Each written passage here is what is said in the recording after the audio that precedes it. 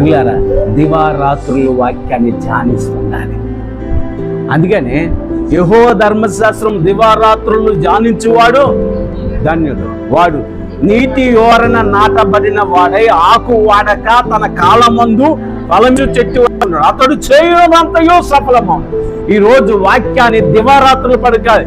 యేసయ్యా నువ్వు నాతో ఉన్నావు, యేసయ్యా నువ్వు నాతో ఉన్నావు, యేసయ్యా నువ్వు నాతో ఉన్నావు. ప్రతిరోజు పొద్దున లేచినప్పుడు ఒకటే ఒక మాట చెప్తాను దేవుడితో.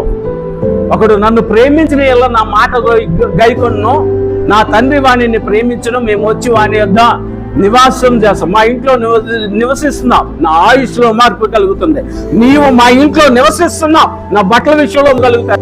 నీవు నా ఇంట్లో నివసిస్తున్నావు, నా ఇంట్లో అభివృద్ధి బాగుంటది. నీవు మా ఇంట్లో నివసిస్తున్నావు, మా క్షేమం అద్భుతంగా ఉంటది. నీవు మా ఇంట్లోకి వచ్చి నివసిస్తున్నావు, నా బ్రతుకు అద్భుతంగా ఉంటది.